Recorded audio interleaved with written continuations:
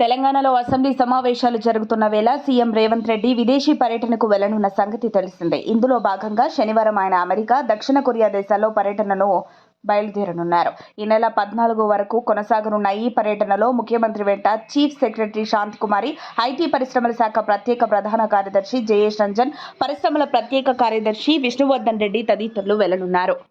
August 3న CM Revanth Reddy విదేశీ పర్యటనకు బయలుదేరనున్నారు. మరోవైపు ఈ నెల 4న మంత్రి శ్రీధర్ బాబు, 5న మంత్రి కోమటిరెడ్డి వెంకటరెడ్డి కూడా అమెరికా పర్యటనకు బయలుదేరుతున్నారు. వీరంతా కలిసి 9వ తేదీ వరకు Washington, New York, San Francisco, Dallas నగరాల్లో పర్యటించి పలువురు పారిశ్రామికవేత్తలతో భేటీ అవుతారు. ఇదే క్రమంలో అగ్రరాజ్యంలో ఉన్న పలువురు ప్రవాస భారతీయులతోనూ తెలంగాణ సీఎం రేవంత్ రెడ్డి సమావేశమవుతారు. ఇక 10 వరకు యుఎస్లో ఉండి అదే రోజు అక్కడి నుంచి బయలుదేరి 11న దక్షిణ కొరియా రాజధాని సియోల్ నగరానికి చేరుకుంటారు. అక్కడ దిగ్గజ పారిశ్రామికవేత్తలు, కంపెనీల ప్రతినిధులతో సమావేశమవుతారు. ఇలా అమెరికా, సౌత్ కొరియా పర్యటనలు ముగించుకొని ఈ నెల 14న తిరిగి రాష్ట్రానికి రానున్నారు రేవంత్ అండ్ కో.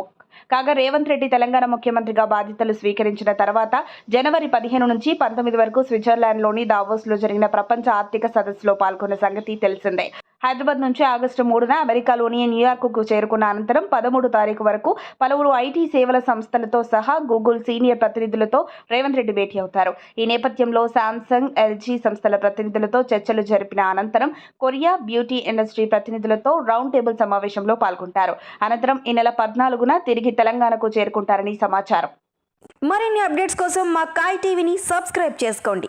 మా వీడియో కనుక మీకు నచ్చినట్లయితే లైక్ చేయండి, షేర్ చేయండి. మీ విలువైన అభిప్రాయాలను కామెంట్ బాక్స్లో తెలియజేయండి.